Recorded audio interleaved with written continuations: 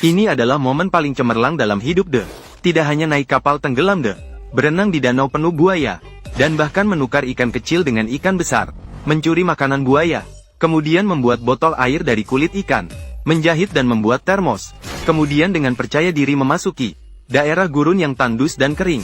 Lokasi tantangan De kali ini terletak di Danau Turkana di tengah gurun di utara Kenya, danau gurun terbesar di dunia, dengan luas ribuan kilometer persegi, sangat tandus, hampir tidak ada tumbuhan. Dan peserta tantangan kali ini adalah atlet profesional dan ahli bertahan hidup di alam liar, Mike Jenohan, yang dikenal sebagai pangeran kecil unta, karena dia sangat tahan kekeringan seperti unta gurun. Tapi belum jelas bagaimana dia akan bertahan lapar dibandingkan dengan De yang sangat tahan lapar. Siapa yang bisa lebih unggul? Dua orang akan menggunakan rakit yang digunakan oleh penduduk setempat, menyeberangi danau Tukarana yang dipenuhi buaya, kemudian melintasi medan vulkanik yang dipenuhi lava panas. Akhirnya sampai di Bukit Hitam di tengah Danau Longpi. Saat mereka bersiap-siap berangkat, kepala suku pribumi membawa sekelompok gadis cantik yang belum menikah, melangkah dengan riang gembira mendekati mereka.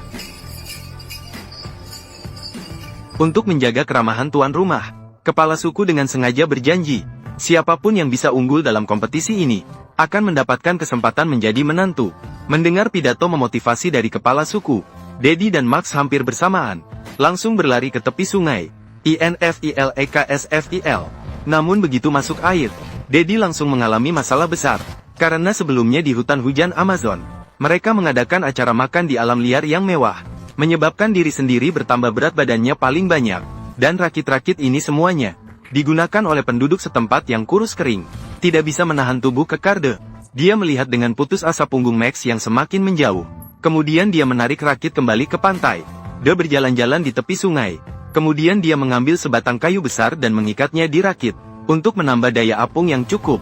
Meskipun kalian memanggil saya, De Bebek Darat, tapi saya juga De yang pandai dalam kerajinan tangan.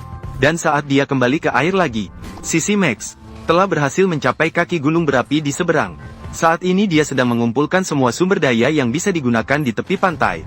Dia sama sekali tidak berniat memberi De kesempatan. Dan saat dia memotong tali, sibuk membongkar jaring ikan. Sebelumnya, buaya menyusup di tepi sungai. Saat ini diam-diam menuju ke arah De yang berada di ujung sungai. Tampaknya, dibandingkan dengan Max yang kulitnya gelap, buaya-buaya lebih tertarik pada De yang berkulit putih dan tampan. Ini akan menjadi buruk. De saat ini sudah mendayung ke tengah sungai. Dia hanya fokus pada dayungnya untuk mengejar dengan keras. Dia sama sekali tidak menyadari bahwa maut sudah mendekat. Sementara itu, Max di tepi sungai. Tindakan selanjutnya juga luar biasa. Dia menyadari perhatian buaya, yang sepenuhnya tertuju pada De. Maka si tua keenam melakukan gerakan. Seperti belalang yang menangkap belalang, burung kuning di belakang. Dia terlihat memotong sebuah ranting, lalu menusuk tanah tempat buaya menjaga sarangnya tadi dengan keras. Dia berencana memanfaatkan saat buaya ibunya pergi mencari De. Cepat ambil beberapa telur buaya untuk diisi tubuh yang hampir dikuras habis oleh gadis pribumi cantik.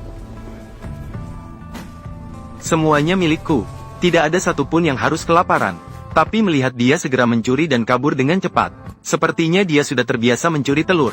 Sekarang dia berencana mencoba mendaki ke puncak gunung berapi, untuk mengamati pemandangan sekitar dari ketinggian. Rencana bagus untuk rute perjalanan selanjutnya. Berjalan di atas gunung berapi yang panas dengan suhu lebih dari 50 derajat. Setiap napas diikuti oleh gelombang panas. Seperti menginjak roda api di bawah kaki. Merasa kaki bisa terbakar kapan saja. Saat ini tubuh kehilangan banyak cairan. Jika terus berada di sini untuk waktu lama, pasti akan mengalami dehidrasi parah. Sekarang, lihatlah ke arah Deye. Sepertinya gelar ksatria lapar telah menakuti ikan lapar di sekitarnya. Mereka hanya mengawasi Deye dari kejauhan. Tidak ada yang berani menyerang duluan. Begitulah, dengan bantuan aura protagonisnya, dia tiba di tepi pantai tanpa insiden. Dia yang sadar akan bahaya di pedalaman gurun. Saat itu dia tidak terburu-buru mengejar Max. Dia harus menyiapkan persediaan yang cukup di sekitar, agar bisa sampai ke garis finish dengan selamat. Sementara itu, Max yang sudah mencapai puncak gunung berapi, saat ini dia berdiri di titik tertinggi, melihat segalanya dari atas. Dengan cepat dia merencanakan rute perjalanan selanjutnya. Dia berencana menyeberangi daerah lava yang panas, untuk mencapai garis finish dengan jarak terdekat. Dan pada saat itu, dia tanpa sengaja melihat De yang sudah berada di kaki gunung. Hal ini membuatnya panik. Keunggulan jarak yang sulit diraih. Dia tidak akan membiarkan De mengejarnya begitu saja. Maka dia berlari cepat ke bawah bukit tanpa menoleh ke belakang.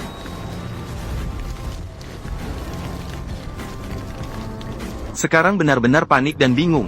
Hampir saja jatuh ke dalam pelukan Tainai. Untungnya, Max pendek dan cakap. Cukup tahan banting, tubuhnya tidak mengalami masalah besar. Dan saat Max bangkit untuk melanjutkan lari, Handmaid sudah memulai rencana besar untuk menangkap ikan. Dia mulai mengumpulkan beberapa daun palem kering. Lalu dia mengoyak daun menjadi serat. Perhatikan. Selanjutnya, kakek De akan menunjukkan kemampuannya. Keahlian yang belum pernah ditunjukkan sebelumnya. Hanya melihatnya melepas sepatunya. Menggunakan jurus sakti yang legendaris. Lalu mulai pekerjaan anyaman yang rumit. Tunggu sampai saya menangkap ikan, dia pasti akan tergoda. Begitulah. Dengan kerja keras Handmaid, tangan dan kaki bekerja sama dalam operasi yang rumit. Tidak lama kemudian, sebuah jaring ikan muncul di depan semua orang. Selanjutnya adalah membangun kerangka dengan ranting-ranting kecil. Kemudian membungkusnya dengan jaring ikan. Dan saat kakek De sibuk dengan pekerjaan Handmaid, Max telah memasuki wilayah lava hitam, yang bahkan penduduk setempat tak berani menginjaknya. Di sini terdapat batu-batu besar yang berbentuk aneh. Di mana-mana terdapat retakan besar dan lubang dalam. Ketika melihat ke bawah, terasa seperti masuk ke dalam neraka. Dan lava hitam yang luas menyerap banyak panas. Sekarang dia berjalan di atasnya seperti semut di atas wajan panas. Dia harus selalu waspada terhadap bahaya di bawah kakinya. Dan harus tahan terhadap panas yang tinggi. Dengan kondisinya saat ini, sangat sulit bertahan lama tanpa sumber air. Lihatlah Paman Jerman di sini. Mencoba menangkap ikan dengan tekun di air. Saat ini dia fokus menangkap ikan besar di air.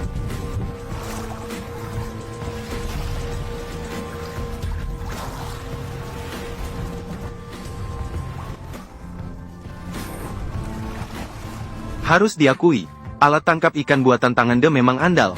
Meskipun gizinya tidak sebaik telur buaya yang dicuri oleh Max.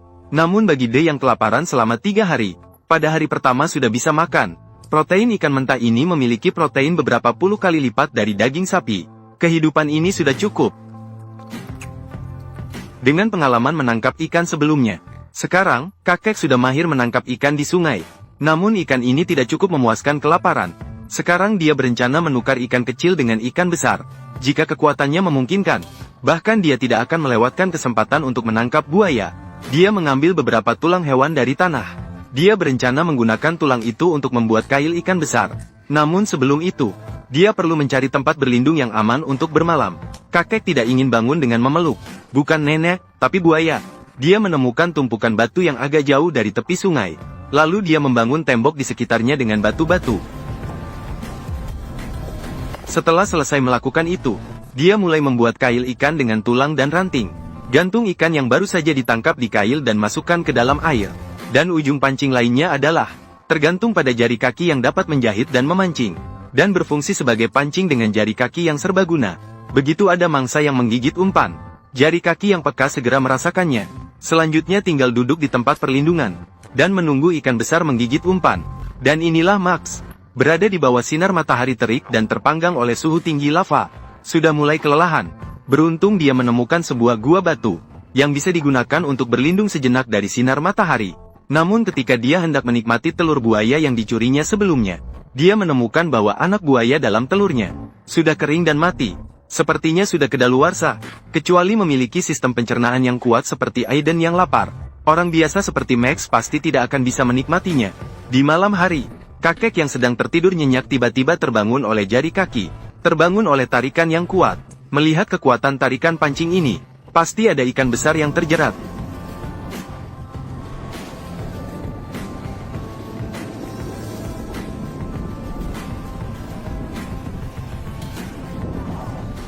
Kakek ini pasti senang bukan main. Mendapatkan seekor ikan kakap beratnya puluhan kilogram. Cukup untuk bertahan 2 hari. Waktu dengan cepat berubah menjadi hari kedua. Max tidur di atas lantai yang hangat alami. Hampir sepanjang malam berkeringat. Kehilangan banyak cairan tubuh. Menyebabkan dehidrasi. Langkahnya menjadi semakin lambat. Sekarang dia membutuhkan cairan tubuh. Kalau tidak, mungkin tidak akan bisa keluar hidup-hidup dari daerah lava ini. Dibandingkan dengan itu, kakek yang bertindak dengan bijaksana dan berpengalaman jauh lebih nyaman. Saat ini dia sedang antusias menangani ikan besar yang ditangkap semalam. Terlihat dia menggunakan mulut dan tangan secara bersamaan. Dengan lancar melepaskan mantel ikan kakap. Mengupas satu sisi. Kemudian menggunakan ranting kecil dan tali sebagai benang dan jarum. Menjahit kulit ikan dengan jahitan operasi. Ada sentuhan kerajinan tangan saya. Berikan saya penopang, saya bisa mengangkat seluruh wilayah. 1 jam kemudian, sebuah botol air dari kulit ikan yang sempurna selesai dibuat. Selanjutnya adalah memotong dan memproses daging ikan. Kemudian mengeringkannya di keranjang anyaman. Sekarang makanan dan air sudah siap. Kakek De akhirnya memasuki gurun. Karena daerah ini sangat panas dan kering, jadi dia bisa berjalan sambil mengeringkan daging ikan. Sambil mengeringkan daging ikan secara alami. Setengah hari telah berlalu. Max yang mengalami dehidrasi parah mulai pusing. Merasa bisa pingsan kapan saja. Dan pada saat itu, mendadak petir bergemuruh di kejauhan. Seolah-olah hujan besar akan segera datang. Ini juga memberinya sedikit harapan di tengah keputusasaan.